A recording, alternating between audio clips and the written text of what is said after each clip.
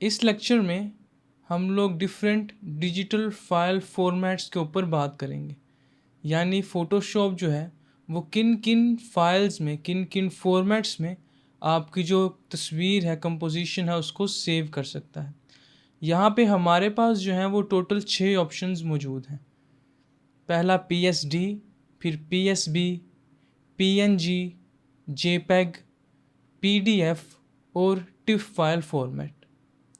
जो सबसे पहला हमारा फाइल फॉर्मेट है वो है PSD फाइल फॉर्मेट, जो कि फ़ोटोशॉप का अपना एक फ़ाइल फॉर्मेट है, जिसका उसने ख़ुद अडोब ने जो है वो फ़ोटोशॉप के लिए उसका एक कोड डिज़ाइन किया हुआ है। यानी उसके पास उसको ओपन करने के लिए जो कोड लगता है, उसका जो कॉपीराइट है, उसके जो रिसोर्सेज हैं सारे के सारे वो अडोब के अंडर हैं। यानी कोई भी और कंपनी PSD को ओपन करने के लिए ख़ुद सॉफ्टवेयर क्रिएट नहीं कर सकती है जब तक कि वो अडोब से परमिशन ना ले ले। PSD कैसी दिखती है,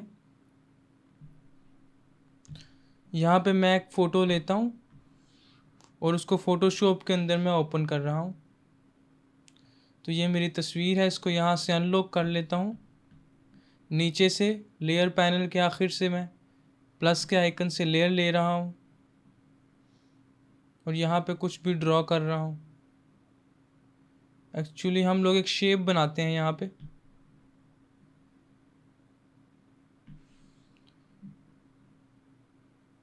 साइड पे एक शेप बना रहा हूँ मैं। साथ ही मुझे प्रॉपर्टीज़ में इसका फिल का ऑप्शन जो है वो शो होना शुरू हो जाएगा। वहाँ से इसका फिल ले रहा हूँ।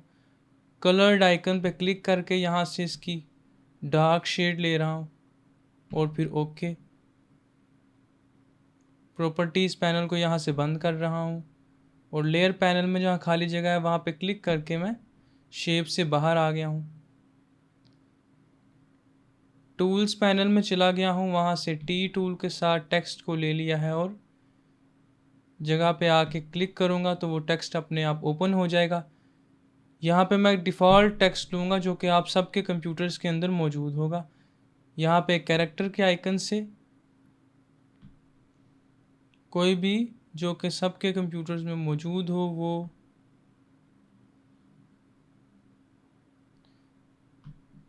कैलिब्री फ़ॉन्ट जो है वो मैंने सिलेक्ट कर लिया है।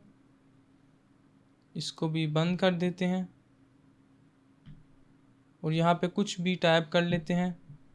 बल्कि टेक्स्ट की लेयर के ऊपर आके मैं यहाँ पे क्लिक करता हूँ और यहाँ पे फिर कैरेक्टर में आकर कलर के जो बॉक्स है उसके ऊपर क्लिक करता हूँ और यहाँ से वाइट ले लेता हूँ।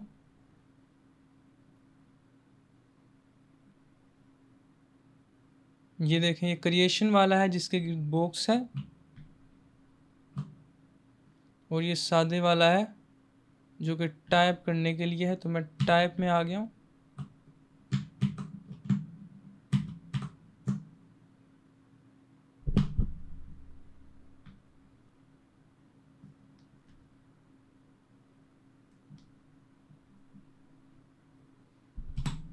कुछ भी यहाँ पे हम लोग टाइप कर लेते हैं। अब ये जो एक टेक्स्ट के हमारे पास आया हुआ है, एक टेक्स्ट जो है वो एक लाइन में टेक्स्ट आया हुआ है। अब इसको अगर हमने पैराग्राफ में लेके जाना है, यानी नीचे नीचे जाना है, मैं एंटर प्रेस कर सकता हूँ। तो एंटर प्रेस करूँगा तो मैं नीचे नीचे लिख सकता हूँ, जैसे हम लोग जो है वो वर्ड में अप्लाई करते थे वैसे ही कर रहा हूँ।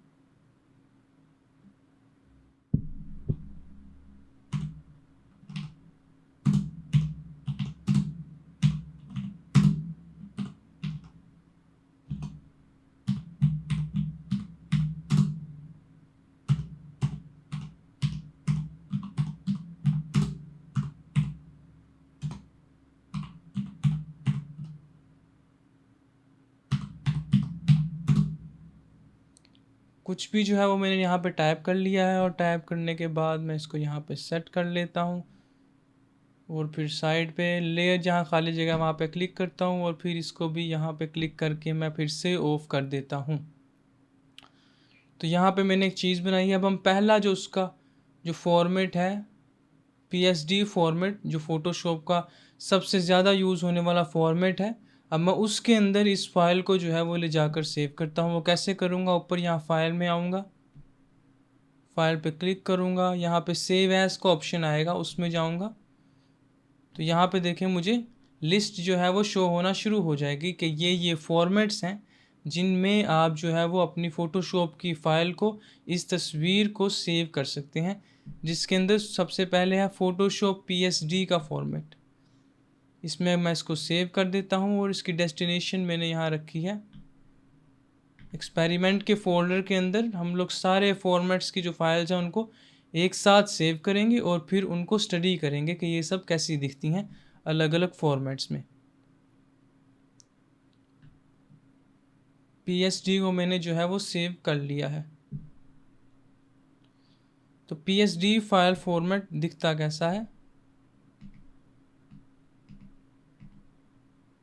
तो ये हमारा PSD जो हम लोग सेव करते हैं फ़ोटोशॉप की फ़ाइल, वो ये फ़ाइल होती है। इसका कोई थंबनेल जो है वो नज़र नहीं आता हमें, ये इस तरह से बस नज़र आता है कि ये फ़ोटोशॉप की फ़ाइल है और ये एक PSD की फ़ाइल है। PSD की फ़ाइल की खसूसियात क्या होती हैं? जब ये ओपन होती है फ़ोटोशॉप में तो बिल्कुल वैसे ही जैसे नॉर्मल डॉक्यूमेंट फ़ोटोशॉप के अंदर ओपन होती है उसकी, वैसे ही ये ऑन होगी। इसमें लेयर्स होंगी और जितना भी डाटा होगा फ़ोटोशॉप का, एडजस्टमेंट लेयर्स होगी, सारा कुछ इसके अंदर ही सेव हुआ होगा। फ़ोटोशॉप का जो PSD फॉर्मेट होता है उसकी एक लिमिट होती है कि वो सिर्फ 2 GB तक की फ़ाइल को सेव कर सकता है। यानी अगर आपकी फ़ाइल के अंदर बहुत ही ज़्यादा हाई क्वालिटी की इमेजेस हैं और उसका जो साइज़ है जो आपकी फ़ाइल का, फ़ोटोशॉप की फ़ाइल का, वो 2 GB से ज़्यादा हो जाता है तो फ़ोटोशॉप उसको ऑटोमेटिकली PSD से कन्वर्ट करके एक नए नाम की फ़ाइल बनाएगा जो कि होगी .psb फाइल। डॉट से मेरा क्या मतलब है, कोई भी फाइल हो उसकी आखिर पे एक एक्सटेंशन होती है। तो यहाँ फाइल फॉर्मेट्स की जब हम बात कर रहे हैं तो यहाँ पर हम उसी जो डॉट के आगे 3-4 लफ्ज़ हैं उनकी बात कर रहे हैं। जैसे होता है .jpeg वैसे ही होगा .psd।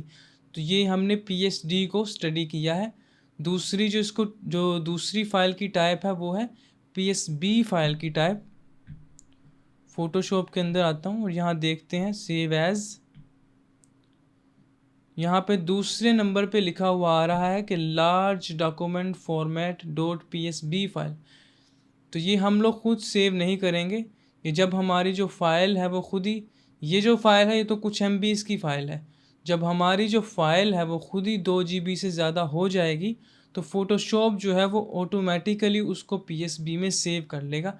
इन दोनों में इससे ज़्यादा कोई इतना डिफरेंस होता नहीं है।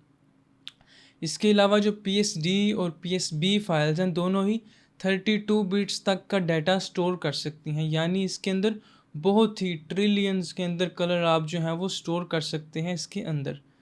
तो ये डेफिनेटली एक बहुत पावरफुल फाइल फॉर्मेट होता है जिसके अंदर आपकी जो फ़ाइल है वो कंप्रेस होकर सेव हो जाती है।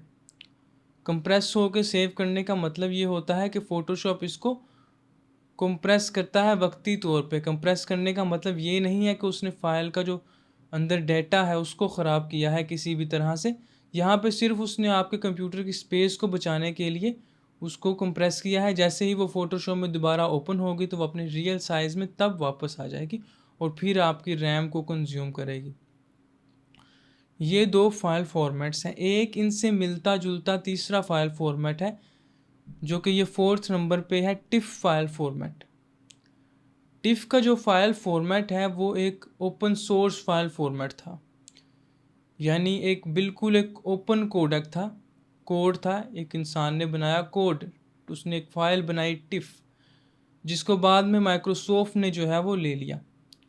इसका जो कोड है वो ओपन है। जैसे हमने बात की कि PSD की जो फ़ाइल है उसका कोड जो है वो टेरिटरी है, मलकियत है, फ़ोटोशॉप अडोब की मलकियत है। यानी अडोब की इजाज़त के बगैर आप PSD के ओपन करने के लिए कोई सॉफ्टवेयर क्रिएट नहीं कर सकते। लेकिन जो टिफ फाइल फॉर्मेट है उसके लिए जो कोड है वो बिल्कुल ओपन पड़ा हुआ है, यानी कोई भी जो है वो टिफ फाइल का ओपनर खुद से क्रिएट कर सकता है।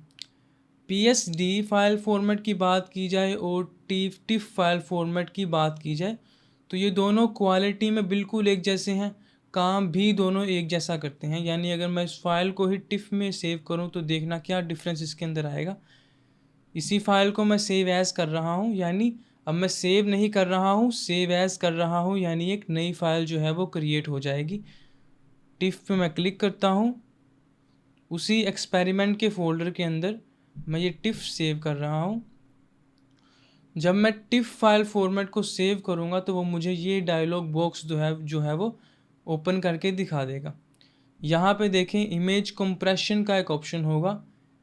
इसके अंदर आप लोगों ने इमेज को कंप्रेस नहीं करना है, क्योंकि फ़ोटोशॉप भी जो है वो इमेज को कोई भी नुकसान नहीं पहुंचाता। यहाँ हम इमेज कंप्रेशन को जो है वो नन पे ही रखेंगे, और ये कंप्यूटर के रिलेटेड जो है वो चीज़ें हैं, इनको अभी हम नहीं देखेंगे।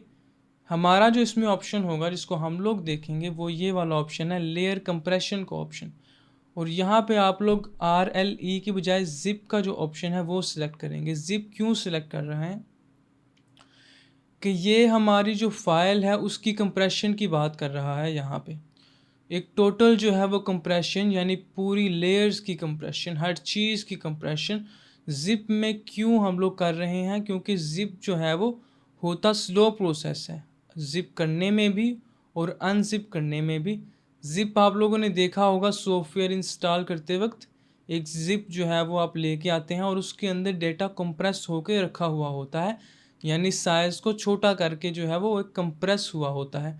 तो ये जिप फाइल फॉर्मेट होता है ये स्लो है ओपनिंग में भी और कंप्रेस करने में भी, लेकिन जो फाइल का साइज़ है वो छोटा हो जाता है। और ये अच्छा है, जिप का जो कंप्रेशन सिस्टम है वो बहुत सेफ कंप्रेशन सिस्टम है। इसके अंदर डाटा के लॉस होने के, करप्ट होने के चांसेस बहुत कम होते हैं। तो इसके अंदर सिर्फ हम लोग यही ऑप्शन चेंज करेंगे और ओके जो है वो क्लिक कर देंगे। Including layers will increase file size. तो हाँ, हम लोग टिफ जो है वो सेव कर रहे हैं, हम लोग लेयर्स के साथ टिफ की जो फाइल है उसको सेव कर रहे हैं। तो यहाँ पे मेरी टिफ फाइल भी जो है वो सेव हो गई है। यहाँ से मैं इसको क्रॉस कर देता हूँ। फिर से मैं अपने एक्सपेरिमेंट के फोल्डर में आया हूँ, तो एक बहुत ही ज़रूरी चीज़ जो है वो हमें देखने को पहले ही नज़र में मिल जाएगी, वो ये कि PSD जो है वो हमें कोई भी थंबनेल शो नहीं करती है। यानी मुझे पता नहीं चलता है कि मेरी ये इस फाइल के अंदर क्या चीज़ पड़ी हुई है, जब तक कि मैं उसको सही नाम ना दूं कि भाई ये डियर वाली फ़ाइल है, मैं उसको रीनेम ना करूं डियर के नाम के साथ। यहाँ पे मैं टिफ फाइल को एक बहुत ही प्रायोरिटी पर रखूँगा इस कंपैरिजन में, कि ये मुझे माइक्रोसॉफ्ट की जो विंडोज़ है उसके अंदर ऑटोमेटिकली जो है वो मुझे अपना थंबनेल जो है वो शो कर देता है। PSD और टिफ दोनों ही एक लेवल की फाइल्स हैं और एक ही काम कर रही हैं, लेकिन जो टिफ है वो मुझे यहाँ पे थंबनेल भी शो कर रही है। यहाँ पे अगर फाइल साइज़ को कंपेयर करूँ मैं, तो मुझे जो PSD का जो फाइल साइज़ है वो यहाँ नीचे नज़र आ रहा है। यहाँ पे उसके ऊपर लाऊंगा थोड़ी देर बाद तो वो भी मुझे दिखाने लग जाएगा कि इसका जो साइज़ है वो 96.3 MBs है। अब टिफ का फाइल देखते हैं, साइज़ देखते हैं, तो यहाँ पे 83 MBs जो है वो इसका साइज़ है। बिल्कुल। तो यहाँ पे देखें, जो टिफ का फाइल साइज़ है वो छोटा है। वो छोटा क्यों है? क्योंकि हमने इसके अंदर एक एडवांस, एक जो है वो मंझा हुआ कंप्रेशन का मेथड यूज़ किया है, जो कि ज़िप कंप्रेशन मेथड है। ज़िप कंप्रेशन मेथड जो है वो फाइल के साइज़ को छोटा करने में बहुत ही माहिर है। तो ये दूसरा एडवांटेज होगा जो मैं समझूंगा कि टिफ का है। और अभी एक और एडवांटेज भी है जो टिफ फाइल का है, और इसीलिए मैं टिफ फाइल को जो है वो ज़्यादा यूज़ करता हूँ जब मैं अपना कोई फाइनल प्रोजेक्ट सेव कर लेता हूँ, क्योंकि टिफ जो है वो थोड़ा टाइम लेती है ओपन होने में, क्लोज़ होने में। PSD जो है वो फ़ौरन से क्लोज़ हो जाती है, फ़ौरन से ओपन हो जाती है, मुझे कोई डायलॉग बॉक्स सामने नहीं आता है। तो प्रोजेक्ट जब बन रहा होता है तो वहाँ पे मैं PSD को डेफिनेटली यूज़ कर सकता हूँ, लेकिन जब प्रोजेक्ट कंप्लीट हो जाए तो मैं जो है वो टिफ को ही प्रेफर करूँगा। वो क्यों प्रेफर करूँगा, उसकी एक तीसरी वजह भी है कि जो टिफ का फाइल फॉर्मेट है उसको जो आर्काइव डिपार्टमेंट्स होते हैं वो टिफ के फाइल फॉर्मेट को प्रेफर करते हैं। क्यों करते हैं? क्योंकि जो PSD का फाइल फॉर्मेट है वो फाइल फॉर्मेट है वो मैंने आगे बताया कि अडोब फोटोशॉप अडोब की जो है वो मलकियत है, यानी आज से कई साल बाद अगर अडोब जो है वो नहीं एग्जिस्ट करता, टिफ का जो कोडेक है वो तब भी एग्जिस्ट करेगा, क्योंकि वो ओपन सोर्स है, हर कोई उसके ऊपर सॉफ्टवेयर बना सकता है। आज से 100 बरस बाद भी जो है वो टिफ की फ़ाइल जो है वो आप कहीं भी ओपन कर सकते हैं, क्योंकि इसको ओपन करने के लिए सॉफ्टवेयर्स बहुत सारे मौजूद हैं। कैपेबल फाइल है, इसीलिए जो आर्काइव का मतलब ये होता है कि जो पुरानी चीज़ों को स्टोर रखने वाले अदारे होते हैं, यानी कोई भी पुरानी इमेज फाइल है उसको स्टोर करके रखने वाले जो अदारे होते हैं उनको आर्काइव कहते हैं। तो वहाँ पे जो है वो आपको टिफ का जो है वो जिक्र मिलेगा। दूसरा, आपको प्रिंटिंग की जो इंडस्ट्री है उसके अंदर भी जो है वो टिफ फाइल फॉर्मेट को जो है वो प्रेफर किया जाता है। क्यों? क्योंकि एक तो इसका जो है वो साइज़ उससे पीएसडी से इसका जो साइज़ है वो छोटा होता है, और दूसरा देखने वाले को थंबनेल देख के पता लग जाता है। तो ये एक हेल्पफुल चीज़ हो जाती है। प्रिंटिंग के अंदर भी जो है वो टिफ को जो है वो यूज़ किया जाता है, प्रिंटिंग में भी। और डेफिनेटली क्योंकि ये ज़्यादा सेफ फाइल है और करप्टेड होने के चांसेस भी जो है वो कम है। पीएसडी भी सेव है, सही फाइल फॉर्मेट है, लेकिन टिफ जो है वो इसकी एक कैपेबिलिटी है, बहुत ज़्यादा कैपेबल फाइल है टिफ जो है वो। आगे हम लोग चलते हैं तीसरे, बल्कि अब हमारा चौथा फाइल फॉर्मेट होगा टिफ के बाद। हम लोग चलते हैं अब पीडीएफ की तरफ। फोटोशॉप जो है वो भी पीडीएफ सेव कर सकता है। यहाँ पे एक और बात बता दूँ मैं कि पीएसडी और टिफ दोनों ही जो हैं वो पिक्सेलेटेड फाइल फॉर्मेट्स हैं, जिनको हम रास्टराइज फाइल फॉर्मेट कहते हैं। यानी इसके अंदर वेक्टर की जो फॉर्म होती है, वेक्टर फॉर्म क्या होती है? एक होती है हमारी पिक्सेलेटेड इमेजेस, यानी उनके अंदर जब हम उनको बहुत ज़्यादा जूम कर देते हैं तो उनके अंदर वो छोटे छोटे बॉक्सेस नज़र आना शुरू हो जाते हैं। उसके बरक्स ऐसी फ़ाइल जिसको जितना मर्ज़ी जूम करते चले जाएं वो कभी भी जो है वो पिक्सेलेटेड ना हो।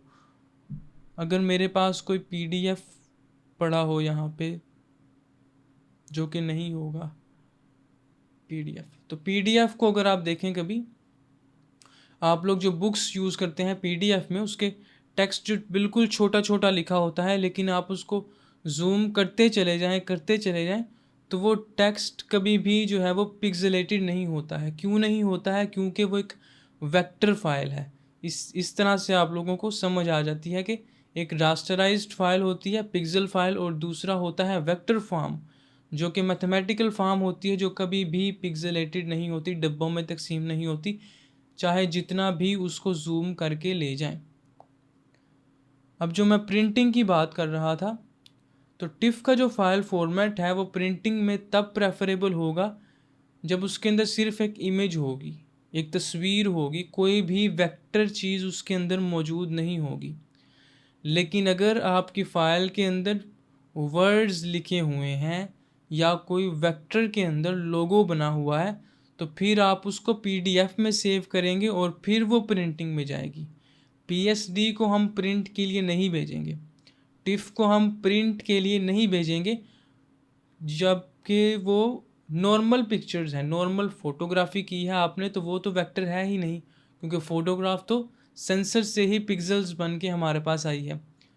तो ये दोनों जो फाइल फॉर्मेट्स हैं पीएसडी और टिफ, ये पिक्चर को प्रिंट करेंगे।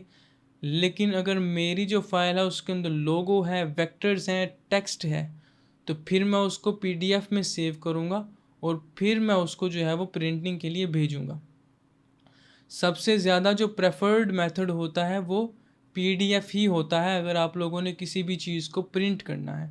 तो पीडीएफ फ़ोटोशॉप में कैसे सेव होता है, यहाँ पे मैं दोबारा से पीएसडी को ओपन कर लेता हूँ फ़ोटोशॉप के अंदर।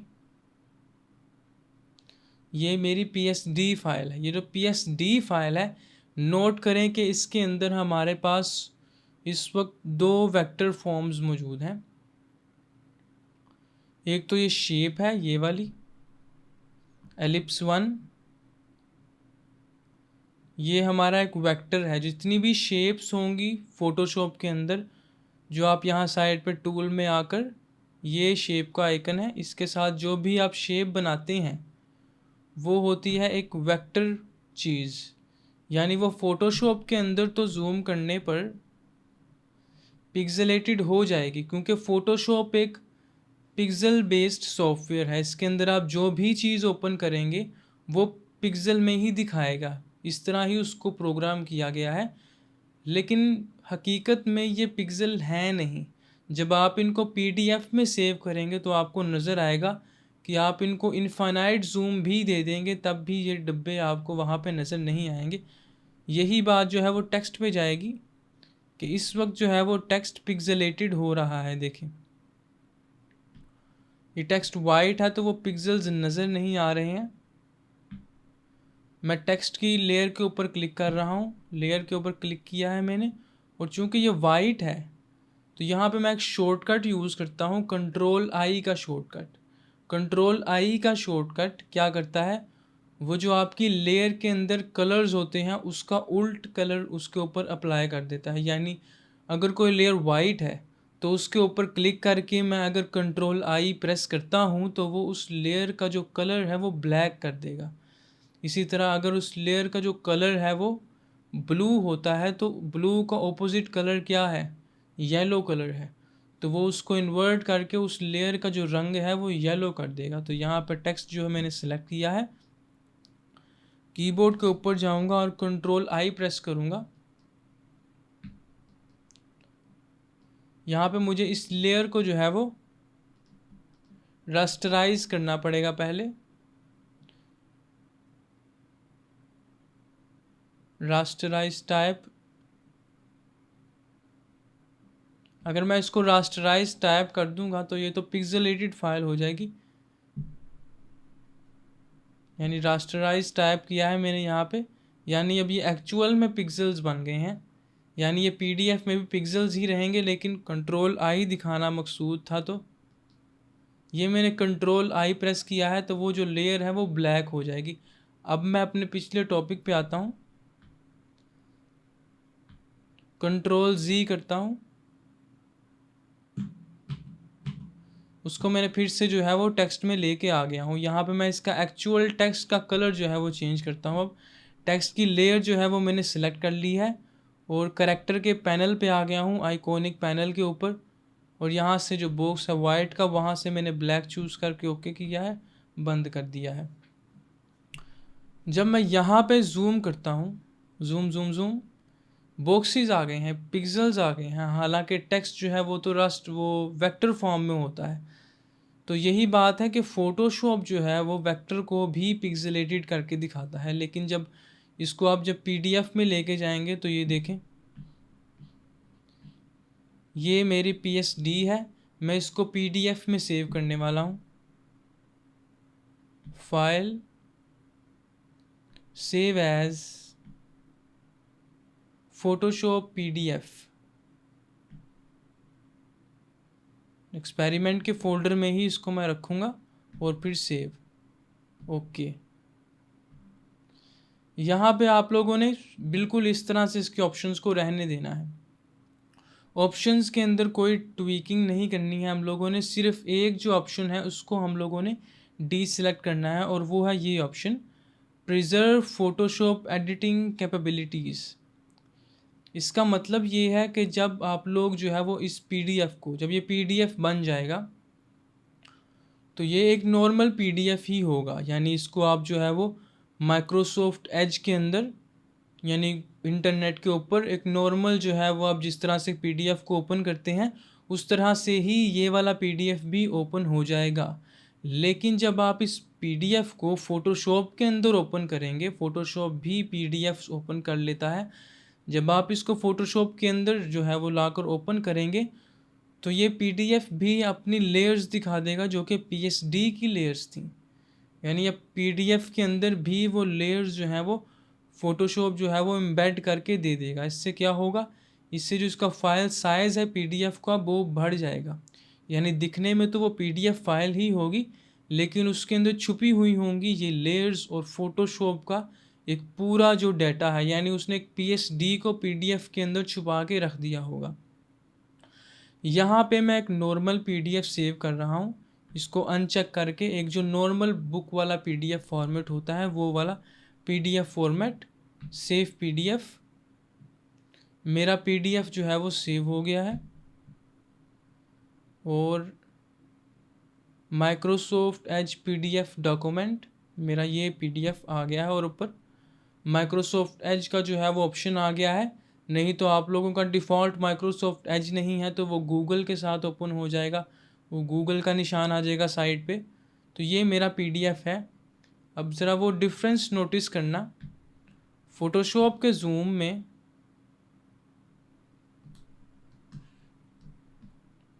ये मैंने फ़ोटोशॉप का जूम है इस वक्त दो रास्टराइज्ड चीज़ों के ऊपर, शेप भी जो है वो दो वेक्टर चीज़ों के ऊपर, शेप भी वेक्टर है, टेक्स्ट भी जो है वो एक वेक्टर है। डबल क्लिक करूँगा इसके ऊपर PDF फाइल के ऊपर जो हमने सेव की है, और वही जूम जो वहाँ पे किया हुआ है मैंने, तो देखें ये PDF फाइल जो है वो फ़ोटोशॉप ने अब मुझे क्रिएट करके दे दी है। इसको अगर मैं जूम करूँ, अब यहाँ पे जूम का ऑप्शन, ये प्लस का जो है वो बटन है, इसको मैं प्रेस करते जाऊँगा।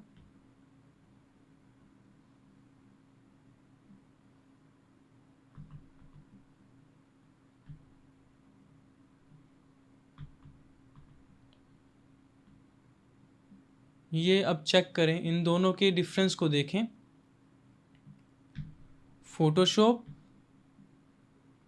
सेम वही जो है वो मैं आप लोगों को दिखा रहा हूँ। ये फ़ोटोशॉप है इस वक्त, जो कि रास्टराइज्ड बेस्ड सॉफ्टवेयर है। इसके अंदर वेक्टर की फॉर्म्स मौजूद हैं, लेकिन वो सेव होंगी एक रास्टर की टाइप में, टिफ के अंदर भी और PSD के अंदर भी। लेकिन जब ये सेव होगी एज ए PDF फॉर्मेट तो वो बिल्कुल एक क्लीन फाइल होगी। आपकी जो दूसरे फाइल के एलिमेंट्स होंगे, शेप ग्रीन वाली और टेक्स्ट जो है वो दोनों के दोनों बिल्कुल क्लीन वेक्टर्स हैं इस वक्त। लेकिन बाकी जो फाइल है, बॉक्सेस नज़र आ रहे होंगे, ये बाकी फ़ाइल है, ये सारी की सारी, क्योंकि ये एक फ़ोटोग्राफ है और फ़ोटोग्राफ जो होती है वो हमेशा पिक्सेलेटेड ही होगी, वो रियलिटी से ली गई है और वो सेंसर से जिससे आई है वहाँ से ही पिक्सेलेटेड बन के आएगी। तो ये दो एलिमेंट्स हैं, तो देखें ये पूरी पिक्चर को देखें, पिक्सेलेटेड है लेकिन वेक्टर जो है वो बिल्कुल क्रिस्प एंड क्लीन रहता है PDF के अंदर आकर। तो ये इम्पोर्टेंट ऑप्शन है, यानी जब भी जो है वो आप लोगों ने कोई भी डिज़ाइन जब प्रिंट करवाने जाना है तो उसको, उसके अंदर अगर आप लोगों ने कोई टेक्स्ट का एलिमेंट ऐड किया हुआ है तो डेफिनेटली उसको पहले PDF में सेव करें और उसके बाद उसका जो है वो प्रिंट निकलवाने जाएं। PSD और टिफ जो है वो ना लेके जाएं प्रिंट निकलवाने के लिए। उसके बाद हमारी जो नेक्स्ट फाइल फॉर्मेट की तरफ जाते हैं। हमारा जो नेक्स्ट फाइल फॉर्मेट है वो है अब हमारे पिक्चर्स के फाइल फॉर्मेट, यानी जो आपकी पिक्चर्स होती हैं, जिस तरह गूगल के ऊपर ढेर सारी इमेजेस पड़ी होती हैं इमेजेस के टैब के अंदर, उस तरह से यूट्यूब के थंबनेल्स होते हैं, ये सारी पिक्चर्स होती हैं और इनके जो है वो दो फाइल फॉर्मेट्स होते हैं। एक होता है JPEG फाइल फॉर्मेट और दूसरा होता है PNG फाइल फॉर्मेट। तो यहाँ पे पहला जो डिफरेंस है दोनों के अंदर कि JPEG जो फाइल है वो इन 6 के 6 फाइल फॉर्मेट्स में जो सबसे ज़्यादा लो क्वालिटी का फ़ाइल फॉर्मेट है वो है JPEG फाइल फॉर्मेट।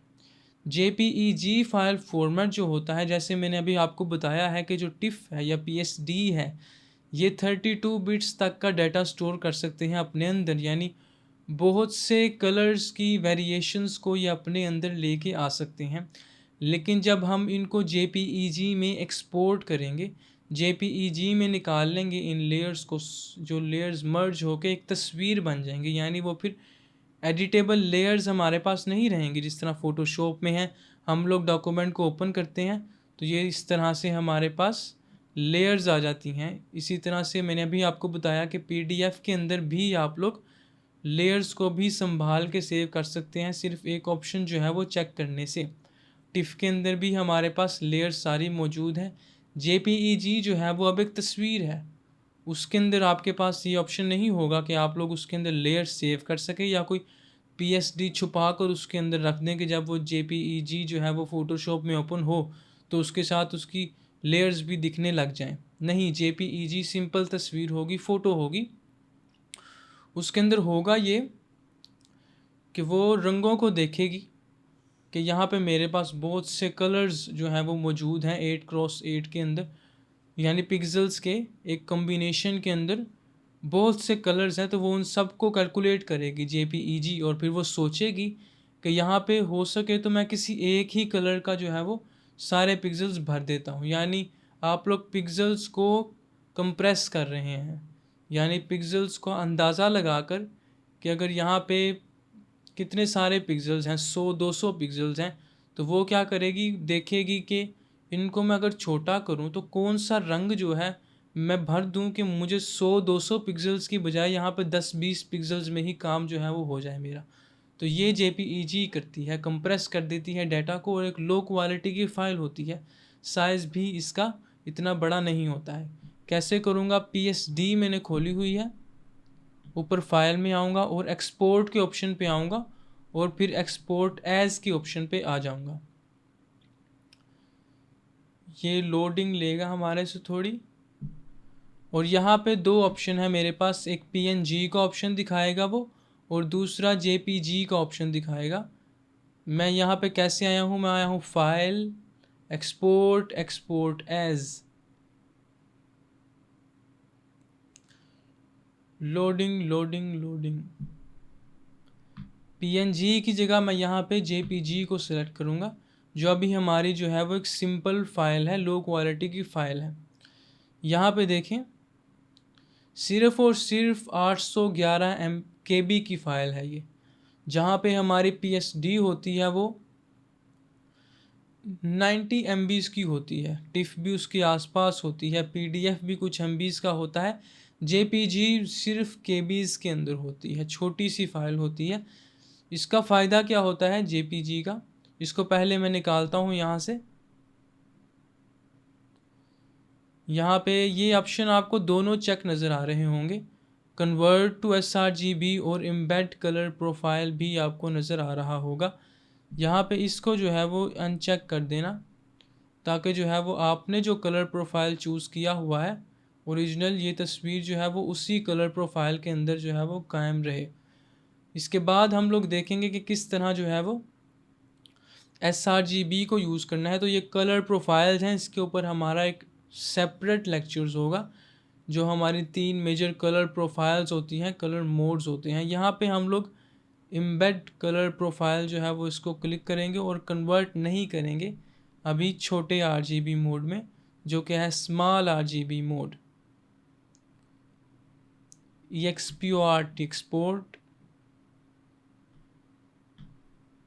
एक्सपेरिमेंट में सेव। मेरी जो है वो नई फाइल हमारे पास आ गई है।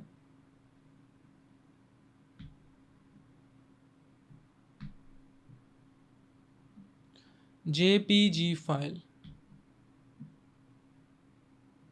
जेपीजी फाइल, ये हमारी एक नॉर्मल तस्वीर है। इसके ऊपर मैं डबल क्लिक करूँगा तो ये एक तस्वीर की तरह ओपन हो जाएगी।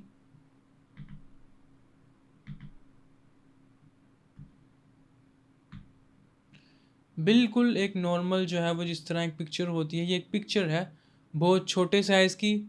इसका एक फ़ायदा होता है जेपीईजी का,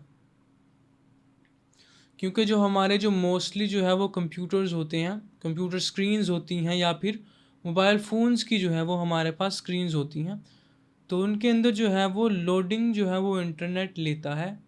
वो लोडिंग जो है, अगर आप सोचें कि बहुत ही जो है वो बड़ी सी फाइल हो, तो आपकी उस तस्वीर के ऊपर वो लोडिंग जो है वो घूमती रहेगी।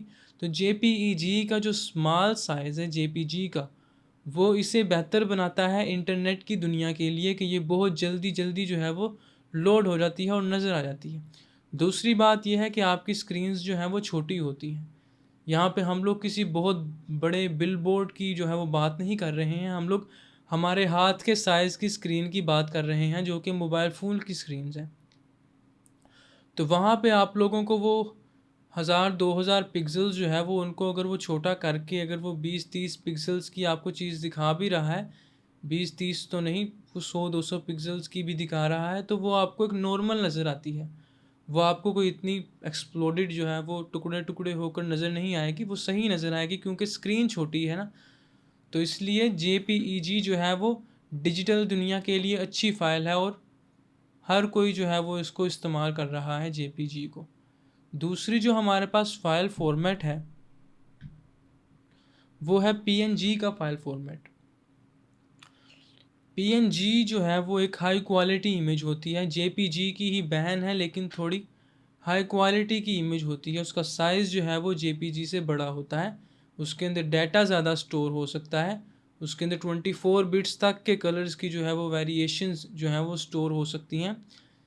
तो यहाँ पे देखें, अगर 8 बिट के अंदर 8 बिट्स के अंदर अगर आप लोग कुछ 16 मिलियन कलर्स जो हैं वो स्टोर कर रहे थे, तो वो 24 बिट्स के अंदर वो कितने बन जाएंगे, हम लोग वो बहुत ज़्यादा बन जाएंगे, गिनती में नहीं आ रहे। तो 24 बिट्स के कलर्स का मतलब है कि वो आपकी जो फाइल है उसको कंप्रेस करेगा बहुत ही उम्दा तरीके से, यानी पिक्सेल्स की जो वेरिएशंस हैं, ग्रेडियंट्स हैं, वो उसी तरह से जो है उसी तरह से जो है वो कायम रहेंगे। PNG का जो है वो दूसरा एक बड़ा जो है वो फैक्टर है जो कि उसको JPG से या फिर किसी भी डिजिटल फाइल फॉर्मेट से उसको एक मुमताज़ करता है उसको उन सब से। वो ये है कि जो PNG की फ़ाइल होती है उसके अंदर ट्रांसपेरेंसी ऐड हो सकती है, यानी उसके अंदर जो है वो आप खाली जगह रख सकते हो तस्वीर के अंदर जहाँ पे कोई भी पिक्सेल्स ना हो।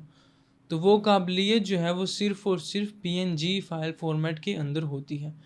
इससे मेरा मतलब क्या है, PNG के ट्रांसपेरेंसी से अपनी जो हम लोगों ने कंपोजिशन बनाई है उसके अंदर मैं आऊँगा और यहाँ से कुछ पिक्सेल्स को गायब कर दूँगा। कैसे करूँगा, यहाँ पे आया मार्की टूल लिया मैंने, सिलेक्शन का जो मेरा टूल है, और यहाँ पे एक सिलेक्शन बनाता हूँ। क्लिक ड्रैग करके मैंने एक सिलेक्शन बना ली है। अब मैं क्या करता हूँ, लेयर 0 के ऊपर क्लिक करता हूँ, जिस लेयर के ऊपर मैंने इस सिलेक्शन को अप्लाई करना है। कीबोर्ड के ऊपर जाता हूँ और डिलीट प्रेस कर देता हूँ। ये जो बॉक्स अब बन गए हैं इनको हम कहते हैं ट्रांसपेरेंसी, यानी अब इस जगह पे कोई भी पिक्सल मौजूद नहीं है। ये हमारी बिल्कुल एक ट्रांसपेरेंट स्पेस है मेरी पूरी कंपोजिशन के अंदर। कंट्रोल D प्रेस करूँगा सिलेक्शन को बंद करने के लिए। अब मैं इसकी एक JPG बनाऊँगा और एक PNG भी बनाऊँगा। दोनों में जो है हम डिफरेंस देखेंगे दोनों में क्या होता है।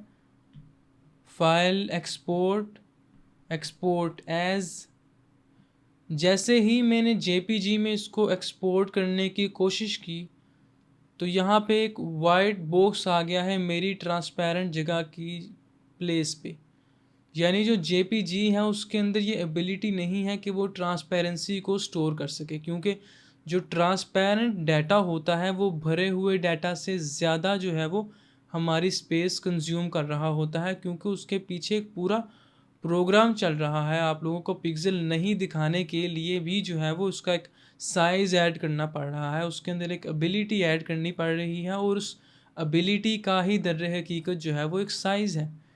तो JPG को मैं यहाँ पे एक्सपोर्ट भी कर देता हूँ और यहाँ पे नाम तब्दील करता हूँ इसका, क्योंकि पहले से इस नाम से मौजूद हमारे पास एक आइटम पड़ी हुई है।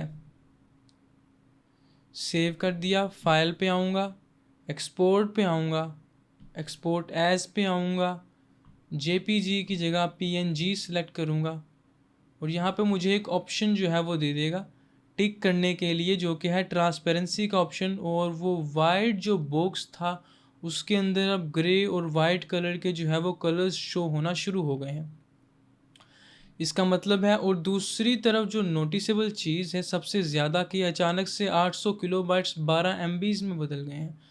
यानी सिर्फ और सिर्फ मैंने उसको एक पिक्चर है और उसकी क्वालिटी मोबाइल के ऊपर बिल्कुल एक जैसी नज़र आ रही है, बड़ी सी स्क्रीन के ऊपर शायद डिफरेंस नज़र आ जाए, लेकिन PNG जो है वो एक ज़्यादा कैपेबल फाइल फॉर्मेट होता है, जिसकी वजह से उसका जो फाइल का जो साइज़ है वो तकरीबन 100 गुना हो गया है JPG से।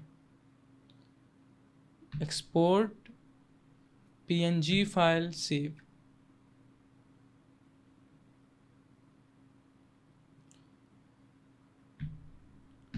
मेरे पास इस वक्त मेरी 6 की 6 फाइल्स मौजूद हैं, जिसके अंदर हर किसी की अपनी अपनी कोई ना कोई काबिलियत है। मेरी PNG फाइल है मेरे पास यहाँ पे, ये देखें, ये एरिया बिल्कुल ट्रांसपेरेंट है। इसके पीछे आपको ये वाला जो रंग है वही वाला इसके पीछे भी नज़र आ रहा है यहाँ, यानी इसके अंदर कोई डेटा नहीं है इस जगह पे, ये ट्रांसपेरेंट है। दूसरी तरफ ये नई JPG है जिसे ट्रांसपेरेंट जगहों को स्टोर करना जो है वो नहीं आता है। ये एक डिफरेंस है JPG की तस्वीर में और PNG की जो हमने फ़ोटो निकाली है उसके अंदर। तो यहाँ पे जो है वो एक बात जो है वो नोटिस करने वाली ये है कि जब भी आप लोग वेब डिज़ाइन के अंदर जाएंगे तो वहाँ पे आप लोगों को PNG का जो ज़िक्र है वो सबसे ज़्यादा मिलेगा। क्यों? क्योंकि वेबसाइट्स के ऊपर जो लोगो डिज़ाइन के काम होते हैं और वेबसाइट्स के ऊपर जो एलिमेंट्स होते हैं वो सारे के सारे PNGs होते हैं, यानी वो बिल्कुल ट्रांसपेरेंट एलिमेंट्स होते हैं। वेबसाइट जो होती है उसका एक वाइट जो है वो कलर होता है वेबसाइट का। वेबसाइट के ऊपर फिर एक लोगो पड़ा होता है जिसके नीचे से वेबसाइट का वाइट कलर भी नज़र आ रहा होता है। जैसे अगर कोर्सेरा का ब्लू जो है वो टाइटल है तो वो एक PNG है, और उसके पीछे से जो कोर्सेरा की वेबसाइट का जो वाइट बैकग्राउंड है हमें उसके आर पार नज़र आ रहा है, यानी वो PNG है। इस तरह जितने भी आइकन्स होते हैं वो सारे के सारे PNG होते हैं। तो UI डिज़ाइन के अंदर यानी इंटरफेस डिज़ाइन के अंदर PNG एक बहुत ही ज़रूरी जो है वो हमारा एक फॉर्मेट होता है। PSD फॉर्मेट हमारा जो होता है वो फ़ोटोशॉप का नेटिव फॉर्मेट है, यानी इसके अंदर हम बहुत जल्दी जल्दी काम कर सकते हैं, सेव कर सकते हैं, चेंजेस कर सकते हैं और जल्दी जल्दी खोल सकते हैं, बंद कर सकते हैं। कंप्रेशन रेट बहुत अच्छा है इसका। PSD फाइल है हमारी फ़ोटोशॉप का एक नेटिव फॉर्मेट है। हमारे पास JPG फाइल है जहाँ पे हमें फास्ट ओपनिंग्स चाहिए होती हैं।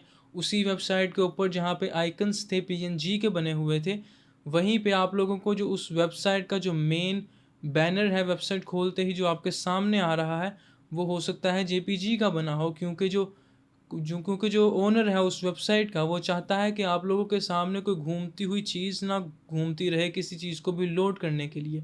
उससे क्या होगा? यूज़र एक्सपीरियंस ख़राब होगा, क्योंकि अगर आप लोग वेबसाइट पे जा रहे हैं, आपका इंटरनेट भी ठीक है, लेकिन वो इमेज ओपन होने में टाइम ले रही है। क्यों ओपन होने में टाइम ले रही है? कि इतना बड़ा बैनर जब आप लोग PNG में एक्सपोर्ट करके वेबसाइट पे लगा देंगे तो डेफिनेटली उसका जो साइज़ है वो कहाँ पे जाएगा? 100 MBs तक चला जाएगा। तो उसको वो ऐड नहीं करेगा वो, क्योंकि उससे अभी यहाँ पे यूज़र एक्सपीरियंस चाहिए है। अपना जो ख़रीदार है या ग्राहक है उसको खुश करना है, उसको जल्दी जल्दी अपनी प्रोडक्ट्स शो करनी है। तो वो जो प्रोडक्ट्स के थंबनेल्स होंगे किसी भी वेबसाइट के ऊपर, किसी भी सेलिंग करने वाली वेबसाइट के ऊपर, तो वो JPG के बने होंगे ताकि वो जल्दी लोड हो जाए, कस्टमर को जो है वो प्रोडक्ट जल्दी नज़र आएगी, तो उसका जो है वो ध्यान लगा रहेगा उस वेबसाइट के ऊपर, वो स्क्रॉल करता चला जाएगा। तो ये JPG है। दूसरा है हमारा प्रिंटिंग का सेक्शन, जहाँ पे हम लोगों ने बड़े बड़े पोस्टर्स बनाने हैं जिसके अंदर हमारी बहुत ज़्यादा टाइपोग्राफी हुई हुई है, नाम लिखे हुए हैं, चीज़ें बनी हुई हैं। दूसरा हमारा उसके अंदर वेक्टर फॉर्म्स हैं, वेक्टर की शेप्स हैं बहुत सारी, तो वहाँ पे हम लोग PDF की तरफ चले जाते हैं। PDF है जो कि हमारी पिक्सेलेटेड फाइल को भी अपने अंदर लेगा, और दूसरा जो है वो हमारा सारे के सारे टेक्स्ट की डिटेल को भी अपने अंदर संभालेगा, यानी एक डबल जो है वो फाइल होगी, पिक्सेलेटेड भी है और वेक्टर भी है। तो पीडीएफ बहुत एडवांस फाइल है प्रिंटिंग के लिहाज से अगर बात की जाए तो,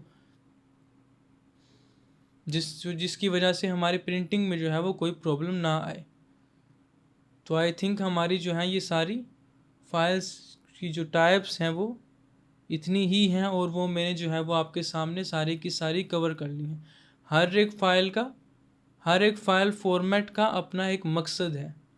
तो ये आप लोगों को मालूम होना चाहिए कि आप लोगों की जो फ़ाइल है वो डेफिनेटली वो कहाँ जा रही है, किसके पास जा रही है, किस मकसद के लिए जा रही है।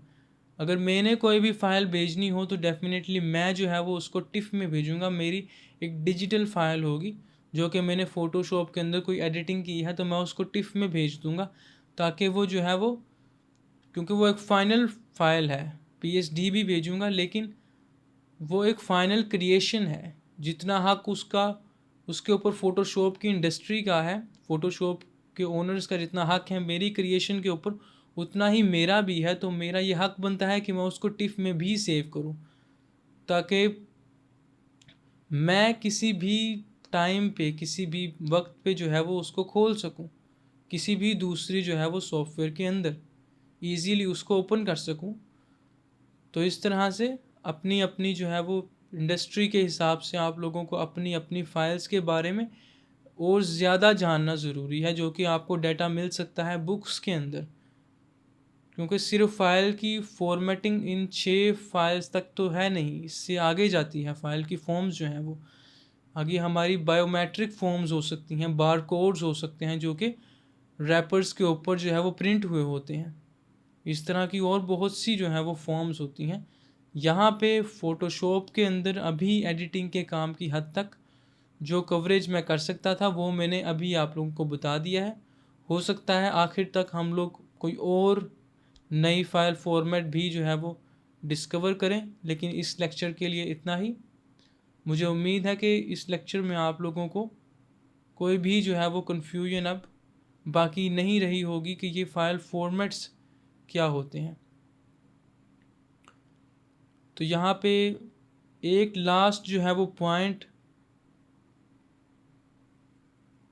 प्रिंटिंग के हिसाब से, एक लास्ट पॉइंट जो है वो रह गया है, वो ये कि हमारे पास जो होता है प्रिंट के अंदर, हमारे पास कलर मोड्स की हम लोग बात कर रहे थे कि एक फ़ोटोशॉप की जो फ़ाइल होती है उसके अंदर हमारे कलर मोड्स होते हैं, जिन्हें हम कहते हैं RGB कलर मोड हो गया, CMYK कलर मोड हो गया। तो CMYK का जो कलर मोड है वो प्रिंटिंग में यूज़ होता है, RGB का जो कलर मोड है वो डिजिटल फाइल्स में यूज़ होता है। तो जो हमारी PNG की जो फ़ाइल है, जिसको अभी मैंने बताया कि वो वेब में बहुत ज़्यादा यूज़ होती है, PNG जो है वो कभी भी CMYK में सेव हो ही नहीं सकती है। यानी आप PNG को जो है वो प्रिंटिंग के अंदर जो है वो यूज़ नहीं कर सकते हैं, क्योंकि उसके अंदर CMYK का जो कलर का जो मोड है वो अलाउ ही नहीं है PNG फाइल फॉर्मेट के अंदर। लेकिन जो PDF है उसके अंदर आप लोग CMYK भी रख सकते हैं और दूसरा भी रख सकते हैं। तो फिर आप लोग सोच रहे होंगे कि हम लोग जो तस्वीरें यूज़ करते हैं नॉर्मली प्रिंट के अंदर, यानी अगर आप लोगों ने किसी भी अदारे के अंदर कोई प्रैक्टिकल की कॉपी बनाई हो, उसके अंदर अगर आप लोगों ने कभी भी तस्वीरें जो है वो प्रिंट करके चस्पा की हों, तो वो तस्वीरें तो प्रिंट हो जाती हैं और बिल्कुल वैसी प्रिंट हो जाती हैं जैसे स्क्रीन पे नज़र आ रही थी। तो वो JPG इमेजेस हैं। JPG इमेजेस जो होती हैं वो CMYK में भी हो सकती हैं, लेकिन उनकी क्वालिटी कम होती है ना, उनकी क्वालिटी इतनी क्लियर नहीं होती उन तस्वीरों की। तो वो तस्वीरें JPG होती हैं, PNG जो है वो नहीं होती। PNG अगर होंगी तो स्क्रीन के ऊपर जो आपको उनका कलर नज़र आएगा और पेपर के ऊपर जो उनका कलर बन के आएगा, उन दोनों के दरमियान डिफरेंस होगा। तो नेक्स्ट टाइम इन चीज़ों को भी आप लोग नोटिस कीजिएगा कि एक स्क्रीन से एक प्रिंटेड पेपर तक जाते वक्त जो है वो क्या शिफ्ट आता है डॉक्यूमेंट्स के कलर्स के अंदर। तो अब मैं इस लेक्चर को जो है वो यहाँ पे एंड करूँगा।